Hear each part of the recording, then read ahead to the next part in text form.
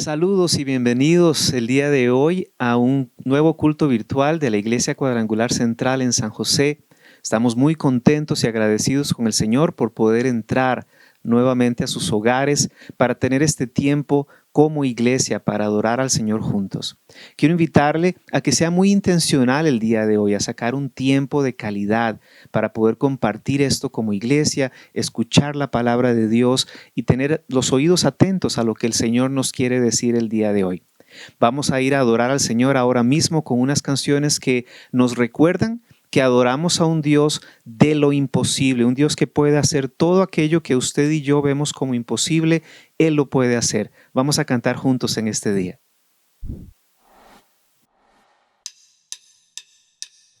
Por ti todo lo puedo, todo es posible y la fuerza tú me das.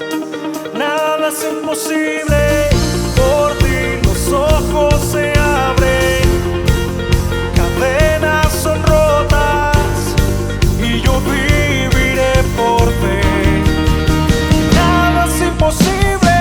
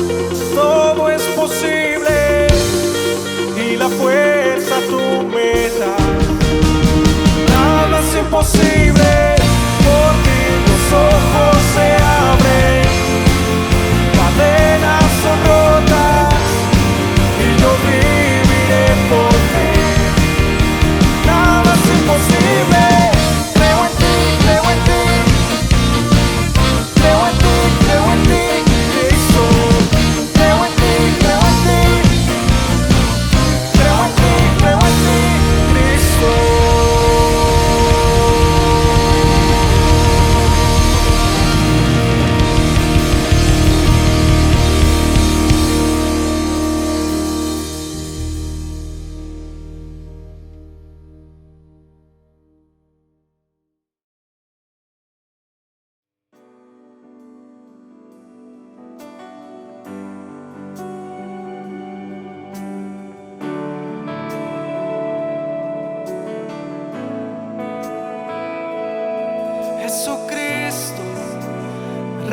reinas con poder,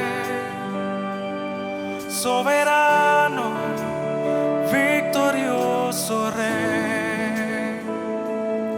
Ni la muerte pudo detener tu poder para vencer.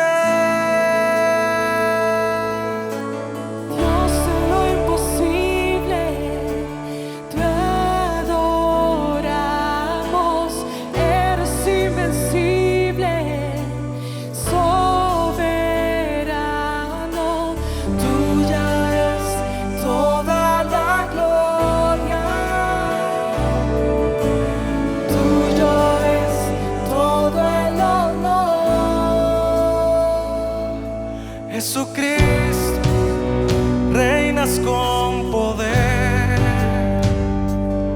soberano, victorioso Rey.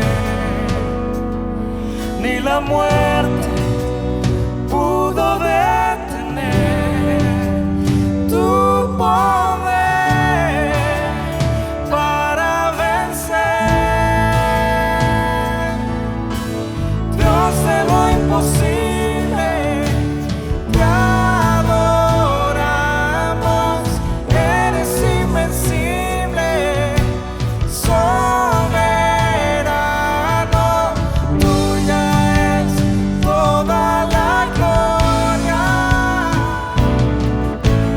tuyo es todo el honor. Dios de lo imposible, te adoramos, eres invencible, soberano, tuya es toda la gloria, tuyo es todo el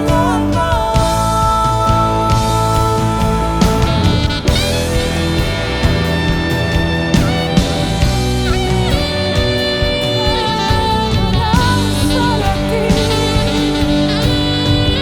a tu nombre santo, para ti es nuestra adoración.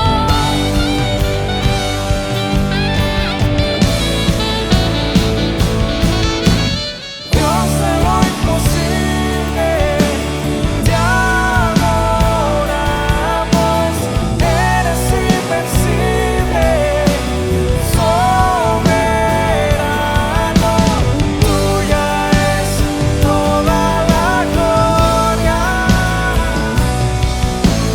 tuyo es todo el honor.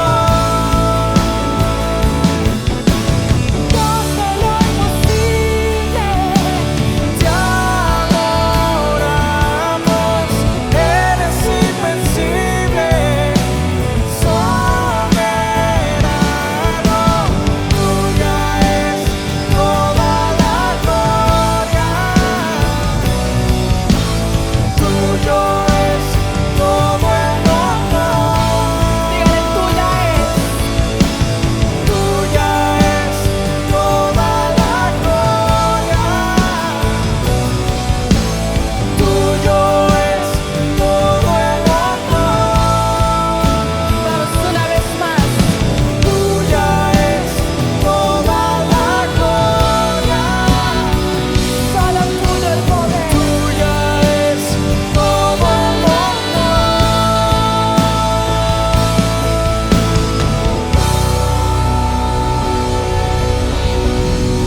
Te adoro solo a ti. Te exaltado solo a ti, Jesús.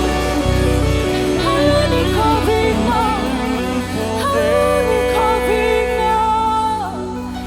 al Rey de majestad. Poder, A Él sea la gloria, adoramos, Señor, a Él sea todo el honor, toda la por los gloria, siglos de los siglos. toda la honra. Nuestro corazón te canta, Adoramos, nuestro corazón te canta, te adoramos, Rey. nuestro corazón te alaba. Nuestro corazón te quiere decir que gracias, Señor. Oh, Espíritu Santo de Dios. El Espíritu Santo de Dios nos llena, te llena ahí donde tú estás. Allí donde tú estás, en ese lugar. Por más oscuridad que haya, por más incertidumbre que puedas estar viviendo, el Señor te dice esta mañana: yo soy el alfa y la omega, el principio y el fin, dice el Señor, el que es, el que era y el que ha de venir, el Todopoderoso, el Dios de lo imposible. Para Él no hay nada imposible. Por más circunstancia difícil que estés atravesando, el Señor te dice: yo soy aquí, yo soy el Dios Todopoderoso. Yo vine a rescatarte de la noche más oscura, de la noche más profunda. Yo extiendo mi mano y te rescato, dice el Señor. Yo estoy aquí en tu barca. Yo estoy aquí en tu barca para calmar el viento, para mandar a calmar la tormenta. Yo estoy aquí contigo, yo estoy con tu familia. Yo no los voy a dejar, yo no te dejaré nunca. Yo no me olvidaré de ti, no me olvidaré de tus oraciones. Yo no me olvido de mis promesas, dice el Señor. Yo soy el alfa y la omega, el principio y el fin, el que era, el que es y el que ha de venir, el Todopoderoso. El Todopoderoso.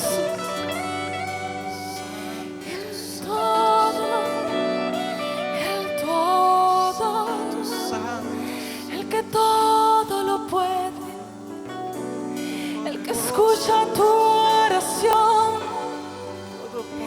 el que quiebra todo argumento,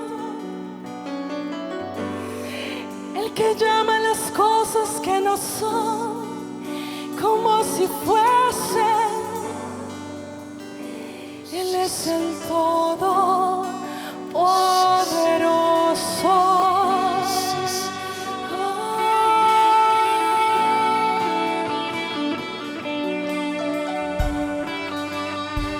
Tú eres, Señor, tú eres nuestro principio y nuestro fin.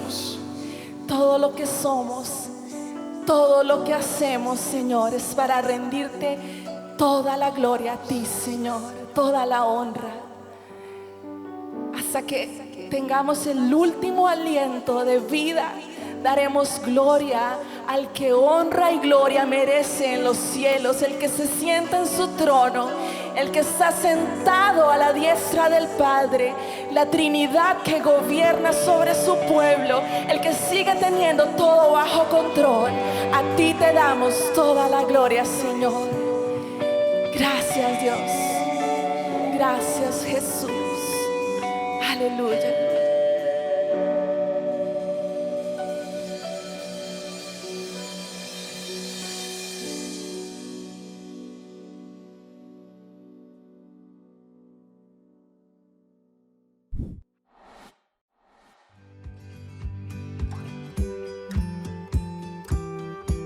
Este y todos los martes a las 6:30 p.m. puedes unirte en oración con nosotros.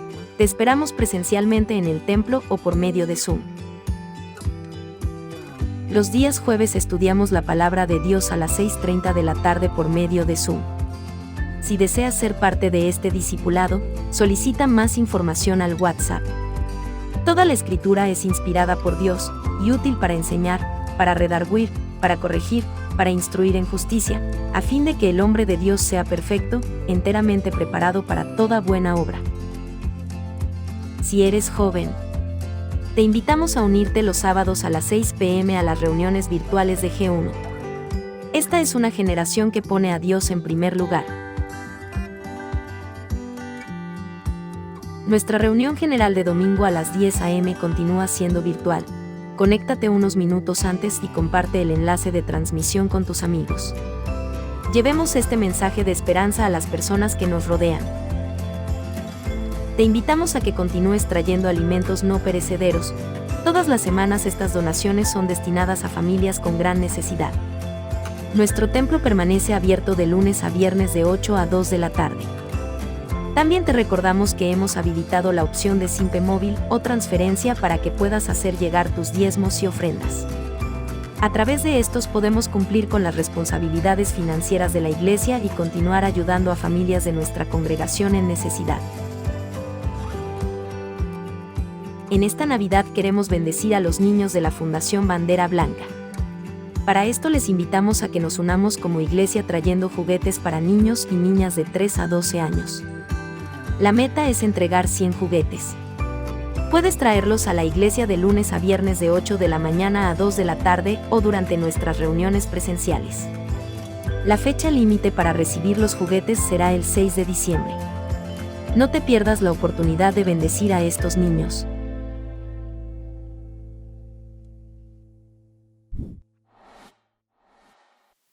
El día de hoy tenemos el privilegio de tener con nosotros al hermano John Gallagher. Él va a estar compartiendo la palabra con nosotros el día de hoy. John es un misionero, también hijo de misioneros, tiene muchísimos años de vivir en Costa Rica y él es actualmente, entre muchas otras cosas, el director del Seminario Teológico de las Asambleas de Dios que se encuentra en Moravia. Y él ha sacado un ratito para acompañarnos hoy y compartir una palabra que sé que será de bendición para todos ustedes. Así es que John, bienvenido y el tiempo es tuyo.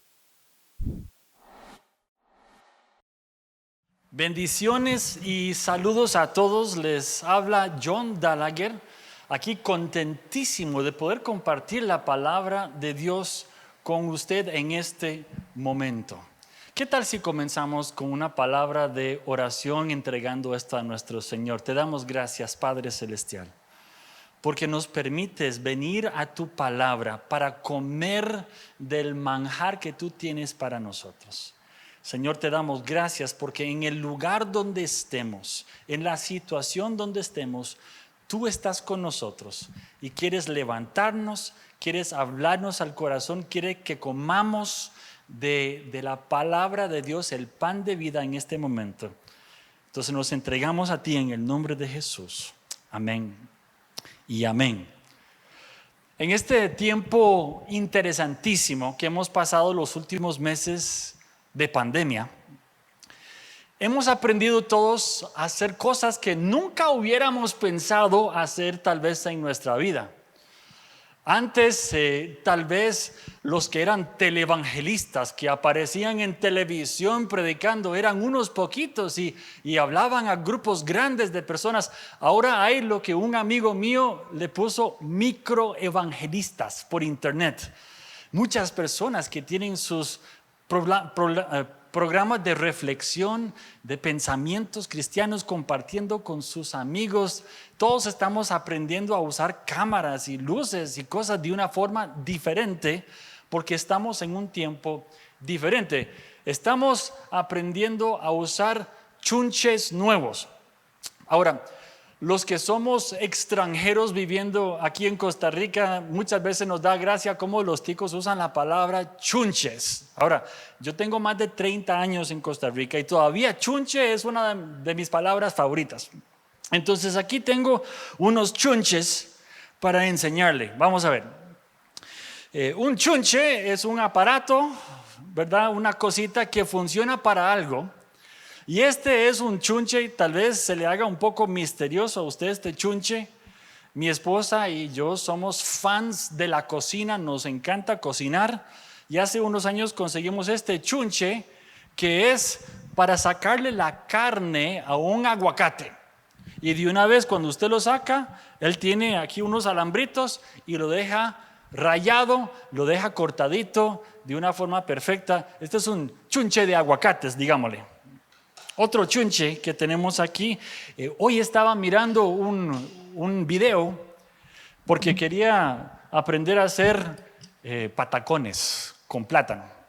Y vi que había un cocinero puertorriqueño que estaba tomando los pedacitos de plátano cocinados y los metía dentro de un exprimidor de limón y le hacía como una canastita con los patacones.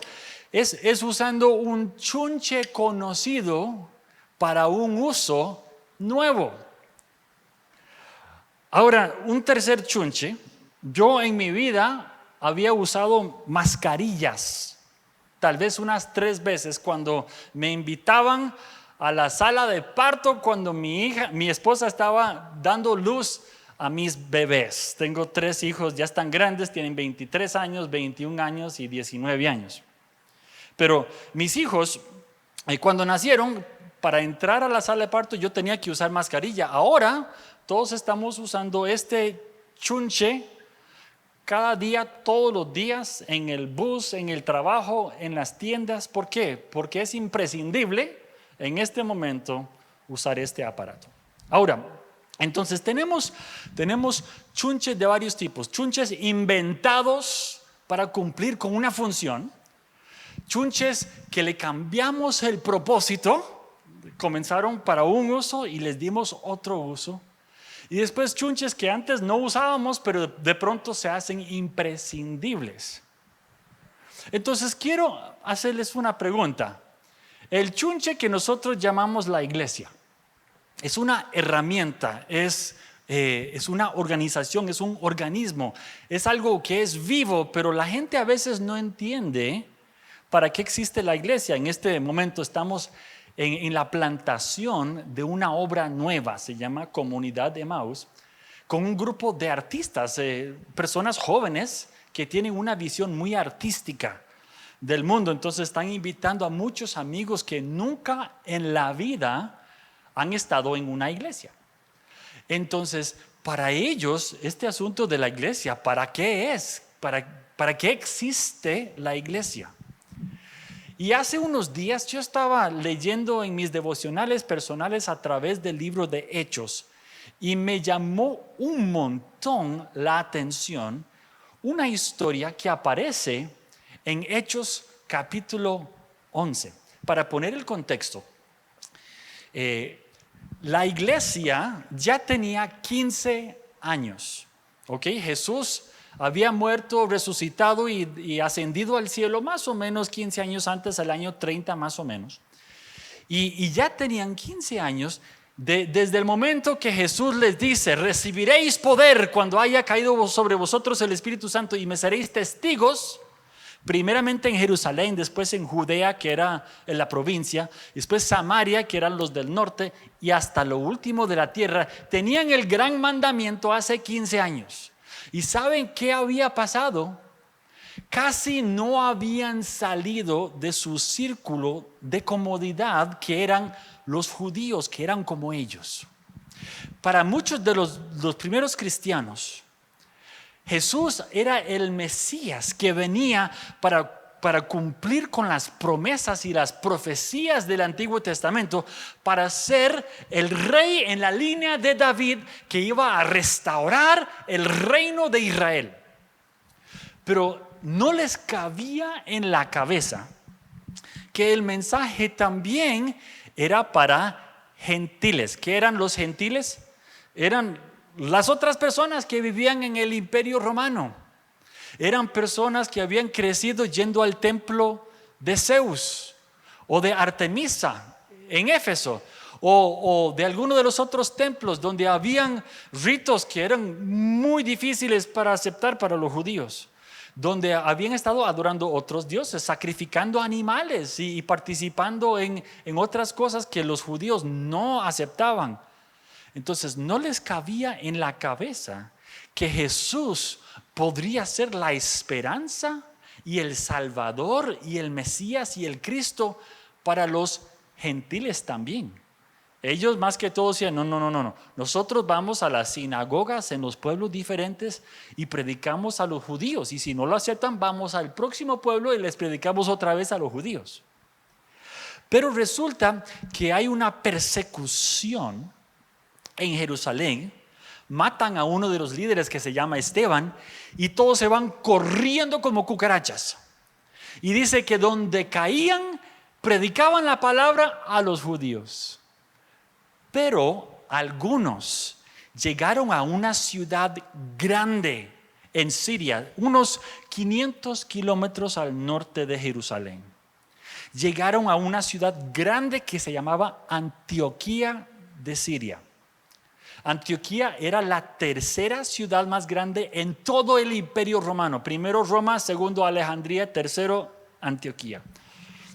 Y cuando llegaron a esta ciudad grande, 250,000 personas tal vez en su población, empezaron a predicar no solamente a judíos, pero se embarcaron para empezar a predicarles a los gentiles, los que no tenían el trasfondo. Ahora, el apóstol Pedro ya había ido a la casa de un gentil, un centurión romano llamado Cornelio.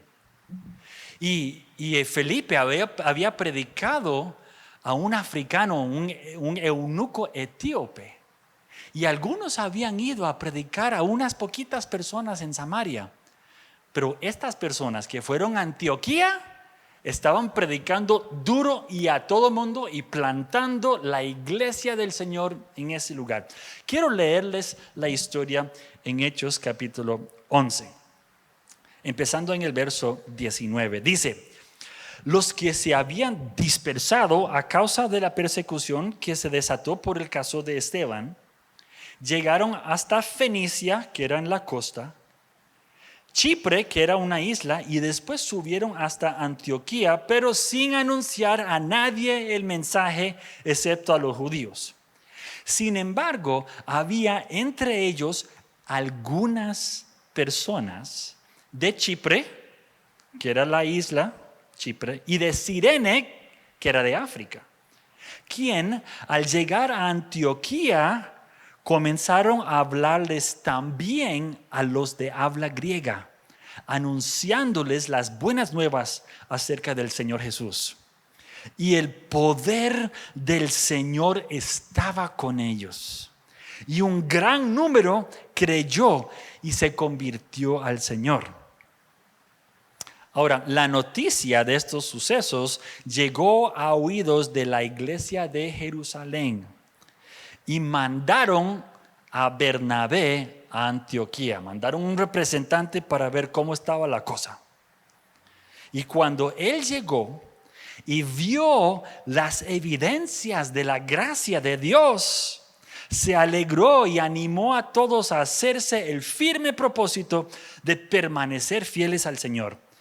Pues, está interesante, pues era un hombre bueno, lleno del Espíritu Santo y de fe, y un gran número de personas aceptó al Señor. Después partió Bernabé a Tarso, una ciudad un poquito más al norte, en busca de Saulo, y cuando lo encontró, lo llevó a Antioquía. Durante todo un año se reunieron los dos con la iglesia y enseñaron a mucha gente. Y fue en Antioquía donde a los discípulos se les llamó cristianos por primera vez. Y por aquel tiempo unos profetas bajaron de Jerusalén y Antioquía, y uno de ellos, llamado Ágabo, se puso de pie y predijo por medio del Espíritu que iba a haber una gran hambre en todo el mundo, lo cual sucedió durante el reinado de Claudio. Entonces decidieron que cada uno de los discípulos, según los recursos de cada cual, enviaría ayuda a los hermanos que vivían en Judea. Y así lo hicieron, mandando su ofrenda a los ancianos por medio de Bernabé y Saulo. Y quiero leerles 3 versos más que tienen que ver con esta misma iglesia en Hechos 13, del 1 al 3. En esa iglesia de Antioquía eran profetas y maestros, 5 personas que tenemos nombrados: Bernabé, Simeón, apodado el Negro, Lucio de Cirene, Manaén, que se había criado con Herodes el tetrarca, y Saulo. Mientras ayunaban y participaban en el culto del Señor, el Espíritu Santo dijo: apártenme ahora a Bernabé y a Saulo para el trabajo al que los he llamado. Así que después de ayunar, orar e imponerles las manos, los despidieron. A mí me encanta esta historia y quiero dejarles 3 principios para hoy, para nosotros, el día de hoy, que podemos aprender de esta historia de la primera iglesia donde a los miembros se les decía cristianos en Antioquía de Siria. El primer principio que quiero dejarles: la iglesia tiene servidores diversos con un propósito compartido. La primera cosa que quiero decir con esto: me llama la atención que los primeros que fueron a Antioquía para predicar, que dice que el Espíritu Santo estuvo con ellos en poder y se convirtieron muchos, ni siquiera se nombran. No tenemos el nombre, son siervos anónimos. Usted sabe que el reino de Dios no tiene como su motor personas famosas, celebridades, artistas, predicadores súper conocidos. ¿Saben cuál es el motor de la iglesia? Los siervos anónimos. Los que están compartiendo con sus compañeros de trabajo día tras día. Los que en su familia, en vez de ser rencorosos, perdonan. Los que cuando están en la asociación de padres de su escuela, donde están sus hijos, viene a colaborar y a amar a la gente y a traer un ambiente positivo. Los que cuando se ofrecen a ser entrenador ayudante, asistente al técnico de un equipito de fútbol de la escuela donde están jugando sus hijos, el que se apunta ahí de pronto trae gracia y trae una mente y un corazón limpio y puro y trae paz en vez de hacer conflicto, ayuda y motiva a la gente. Y cuando una sierva, una mujer joven entre el círculo de sus amigas, ella es la que trae paz y reconciliación. Esos son los siervos que Dios usa día tras día para construir su reino. Dice que eran efectivos, el poder del Señor estaba con ellos. Me llama la atención cuando al fin tenemos nombres. Es una población muy diversa.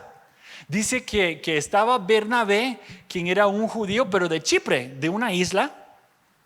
Después estaba otro Simeón, que le decían el negro. Yo no sé ustedes, pero yo creciendo aquí en Costa Rica, en mi círculo de amigos, había uno que le decían chino, uno que le decían negro y uno que le decían gordo. Yo no sé su grupo de amigos, pero aquí yo creo que casi todo grupo de amigos tiene varios apodos como ese. Entre ellos, este Simeón, el que le decían el negro, muy probablemente fue Simeón de Cirene o Simón de Cirene, que le llevó la cruz a Jesús.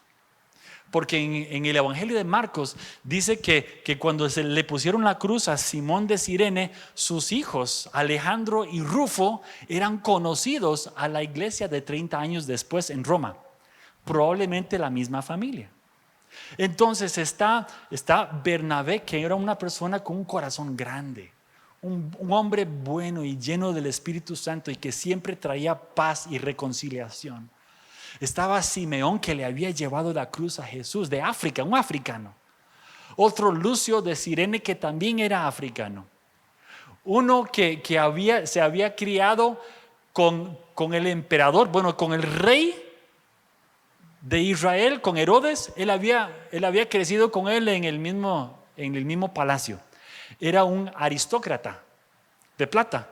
Y después estaba Saulo, o el apóstol Pablo, que era un judío recto, fariseo, creciendo en ese ambiente, que había tenido una experiencia radical con Jesús. Una diversidad. Habían eruditos bíblicos, estaban personas con plata, con influencia, estaban extranjeros, estaban blancos y negros y de todo tono de piel. La iglesia del Señor no solamente se compone de personas muchas veces anónimas, pero somos muy diversos. Tenemos mucha diversidad. Dentro de esa diversidad tenemos un propósito compartido. Somos personas redimidas por la sangre de Cristo, empoderadas por el poder del Espíritu Santo para traer el mensaje de reconciliación con las personas. Tenemos un llamado misionero, un llamado para servir afuera del templo, un llamado evangelístico. Dice, muchos se convirtieron. Qué lindo. Nosotros tenemos una vecina que vive enfrente de nuestra casa, que habíamos visto varias veces. Mi esposa y yo siempre salimos a caminar en el barrio y habíamos visto a esta hermana, y un día la topamos en la iglesia y nos dimos cuenta que es una cristiana. Entonces la invitamos a la casa a tomarnos un café y empezamos a hablar con Alejandra Núñez. Y nos dimos cuenta que Ale estaba en su 4ª ronda contra el cáncer. O sea, que 4 veces había pasado por tratamiento de cáncer. Y ella había comenzado una fundación. En ese momento se llamaba Rosa, algo de Rosa. Solo Rosa. Y ahora se llama Unidos contra el Cáncer. Y ella, siendo paciente, invertía todos sus días ayudando y ofreciendo ayudas a otras pacientes de cáncer. Ahora ella ha sido invitada por todo el mundo para participar en congresos de cáncer. ¿Por qué? Todos los demás son doctores. Ella es la única que habla en esos lugares que ha sido paciente y que es paciente. Hasta en las Naciones Unidas, en la ONU, ella ha conversado. Es una tica que vive en una calle normal de Curriabat, que ella hasta ahora tiene carro. Ella siempre andaba en bus. O sea, Dios está usando una sierva para traer luz y esperanza y paz y gozo y su presencia a pacientes de cáncer en todos los hospitales del país, por una muchacha soltera que no, uno la ve y uno dice qué linda como persona, pero no tiene muchos títulos, no tiene mucho trasfondo profesional. Ella es una sierva dedicada de Dios, que ella dice, yo voy a hacer luz en el ambiente donde estoy, y donde estoy es entre pacientes de cáncer, entonces ahí voy a hacer luz. Yo creo que ella es un ejemplo, como estos hermanos anónimos que llegan a Antioquía y dicen, la iglesia pertenece afuera de las paredes. Vamos a salir de lo cómodo para traer esperanza y luz para afuera. Ok, segundo principio que quiero dejarles. La iglesia identifica la gracia de Dios y forma discípulos. A mí me encanta donde dice que Bernabé fue enviado como un representante oficial de la iglesia en Jerusalén. O sea, la jerarquía de la iglesia lo mandó allá a investigar qué está pasando en Antioquía, que hay tantos gentiles que se están convirtiendo. Y dice que él era un hombre bueno y lleno de la gracia y la presencia del Señor. Y cuando él llega, en vez de criticar, no, esa persona yo la vi la semana pasada en el templo de Zeus y esta semana está aquí, ¿cómo es eso? Nada que ver. No, en vez de criticar a las personas, en vez de criticar lo que ellos estaban haciendo porque era muy diferente a lo normal, él dice que él vio las evidencias de la gracia de Dios. Wow. Yo hace muchos años fui desafiado en esta área. Uno a veces cuando la gente viene a conversar con uno, estando en el ministerio, uno puede criticar lo que están haciendo mal, lo que podría ser mejor. Y como cristianos, los que tenemos años, cuando vemos a un joven con mucho entusiasmo, con mucha visión y muchos planes, lo primero que se nos puede ocurrir es, no, eso no va a funcionar por esto y esto y esto. O, hace 20 años nosotros intentamos eso y no funcionó. Yo prefiero ver con ojos de gracia. Cuando alguien tiene una visión, cuando alguien tiene un sueño, un plan del Señor, Yo prefiero decir, yo creo en eso. Yo entiendo que las personas no son perfectas y hasta torteros pueden ser, ¿verdad? Un dicho muy tico. Un tortero, uno que comete demasiados errores, ¿verdad? Y que se cae y se levanta una y otra vez. Vea, yo he aprendido que es mejor tener un poco de tolerancia con torteros, porque muchas veces son los que tienen iniciativa y que el Señor los usa.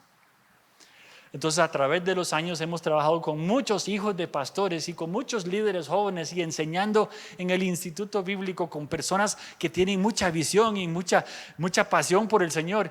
Y hay veces que emprendiendo para el Señor cometen errores un poco fuertes. Pero yo prefiero ser uno que ve con ojos de gracia lo que Dios está haciendo. Y somos un poco pacientes y apoyamos. Hay una historia muy interesante. Yo crecí en la ciudad de Minneapolis. Bueno, fui a estudiar allá, crecí ministerialmente allá. Y un amigo, varios amigos míos habían sido parte de una iglesia que se llama Jesus People, el pueblo de Jesús, que era una iglesia que se había fundado entre los hippies en los años 60 y 70.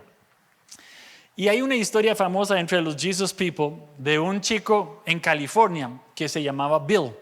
Bill era un estudiante universitario, siempre andaba descalzo y mechudo, con pelo largo, descontrolado, ¿verdad? Y con jeans viejos y así andaba. Él andaba tranquilo, medio filósofo el hombre, él era un estudiante. Y enfrente de la universidad donde él estudiaba había una iglesia muy tradicional, grande, de gente de clase media que venía bien vestida al culto. Y un día él sintió de Dios ir al culto a ver qué había ahí. Entonces él entró y había terminado el tiempo de adoración y el pastor se estaba subiendo para predicar. Y dice que entró Bill por el pasillo central, y donde miró aquí, miró allá, no habían asientos. Y siguió subiendo por el pasillo central y aquí y allá, y no había campo. Eso estaba lleno. Entonces él llega hasta el frente y como no encuentra dónde sentarse, se sentó en el puro suelo enfrente de la iglesia. Ahora, entre la gente habían varias personas un poco preocupadas, ¿verdad? Los que decían, ese muchacho no puede sentarse ahí.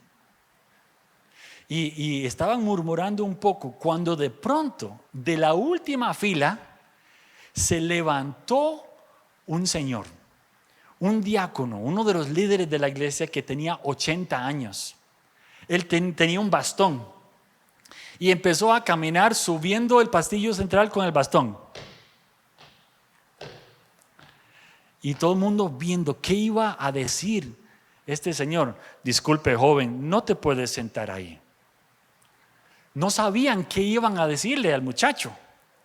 Y este hermano baja todo el pasillo central y cuando llega al frente, pone su bastón en el suelo y se sienta a la par del muchacho, en el suelo. Y ahí se quedó, acompañando al chico que venía con hambre de la presencia del Señor. ¿Qué significa ser un cristiano? Dice que en esa iglesia de Antioquía fue el primer lugar donde empezaron a decirles cristianos a los seguidores de Jesús. Probablemente era un apodo despectivo entre el pueblo, probablemente eran esos pequeños cristos, estos copiones de Jesús. Pero ellos aceptaron el título porque ellos decían, si nosotros nos comportamos como Jesús, eso es bueno. ¿Cómo era Jesús? Jesús cuando un soldado romano venía preocupado por un siervo de él que estaba enfermo, Jesús habló con él. Jesús sanó al siervo. Con una mujer con flujo de sangre por 12 años, impura totalmente, no podía entrar al templo, no podía tocar a nadie sin que ellos se infectaran con su impureza. La gente usaba mascarilla con ella, ¿verdad? Cuando ella lo toca el borde de su manto, él dice, ¿quién me tocó? Porque alguien se acercó con fe. Y con la mujer samaritana en el pozo de Sicar de Samaria, en Juan 4, una mujer que ningún rabino judío nunca en la vida iba a hablar con esa mujer. Jesús habló con la mujer. Jesús no tenía ninguna pena de tocar a un leproso, de llamar a un mendigo ciego como Bartimeo. Jesús tenía un corazón grande para con la gente. Y en Antioquía decían, si a nosotros nos dicen pequeños Cristos, eso es ganancia. Aceptamos el título.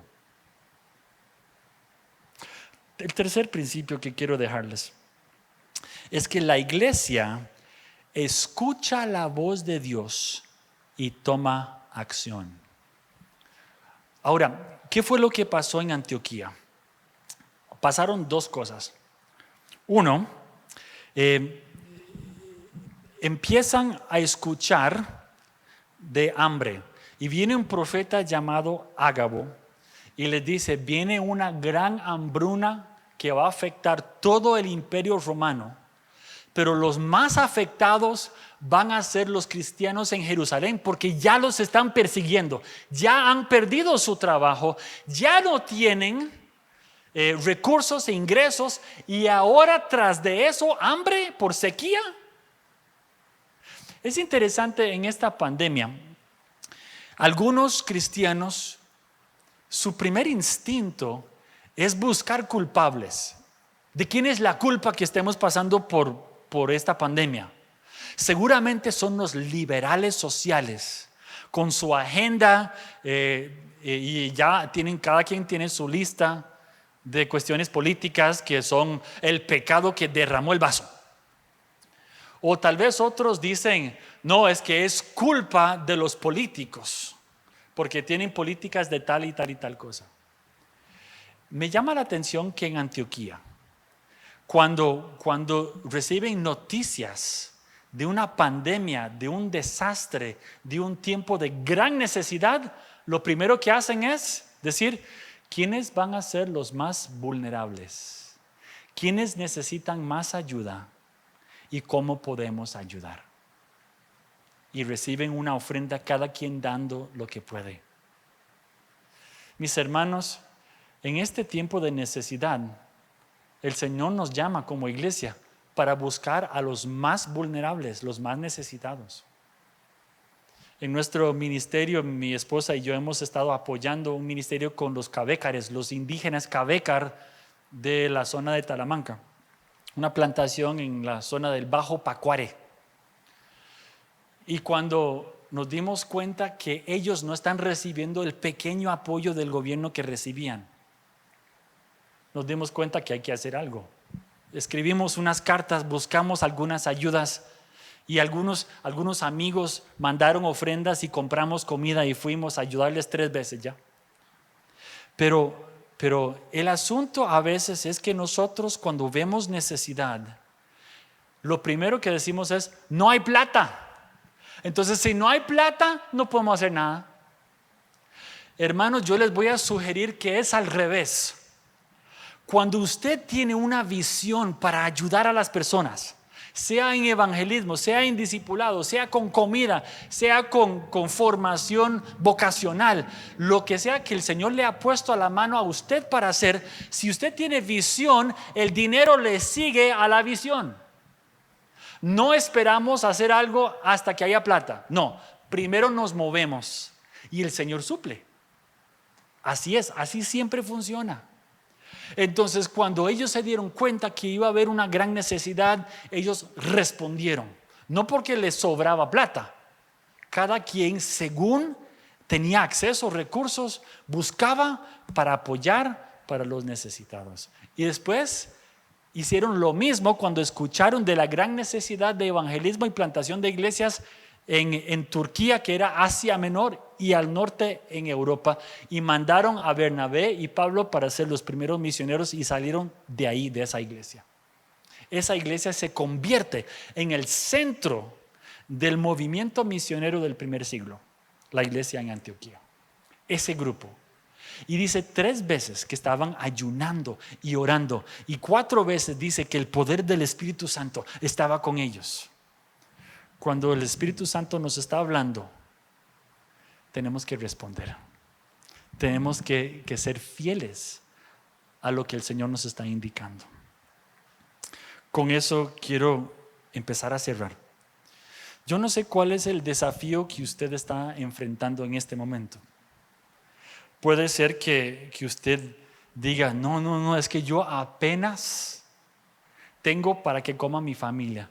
Yo no sé cómo vamos a hacer con mi casa, con mi trabajo, con mi negocio, con mi educación, con mi novia que me quiero casar, pero ya no hay plata para casarse.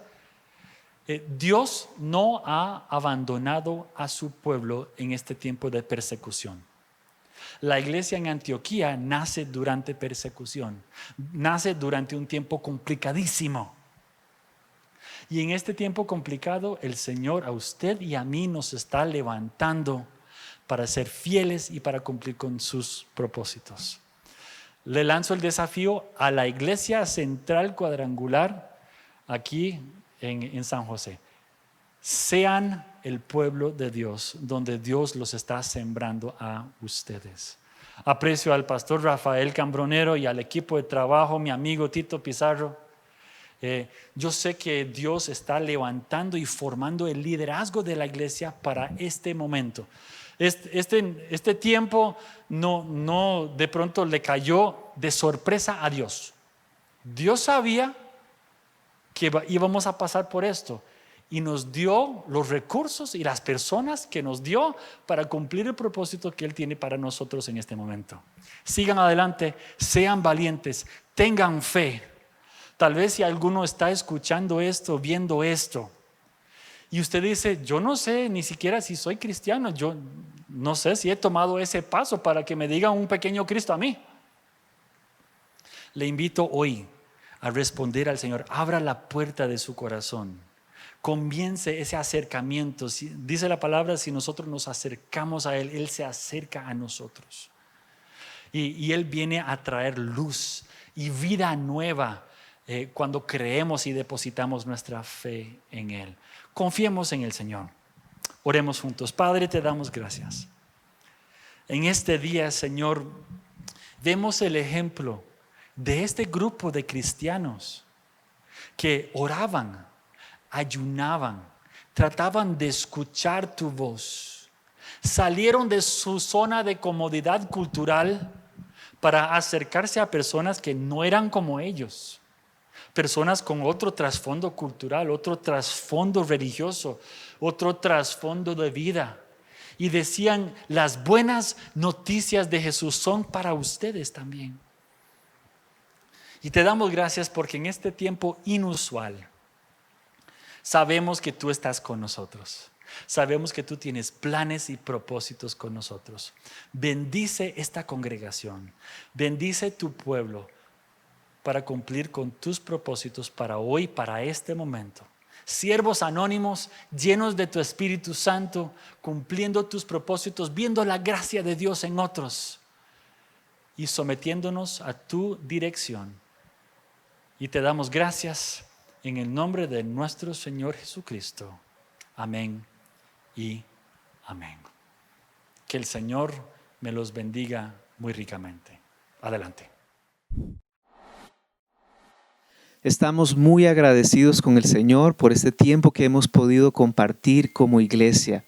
Esperamos que el Señor les bendiga en esta semana que inicia, que podamos poner en práctica lo que hemos aprendido el día de hoy de la palabra del Señor. Y nuestra oración es que esa paz sobrenatural del Señor que sobrepasa todo entendimiento, guarde sus corazones y guarde sus pensamientos en Cristo Jesús. Nos vemos el martes a las 6:30, si Dios lo permite, aquí en forma presencial. En la iglesia están cordialmente invitados. Dios les bendiga, les amamos y que tengan una bellísima semana.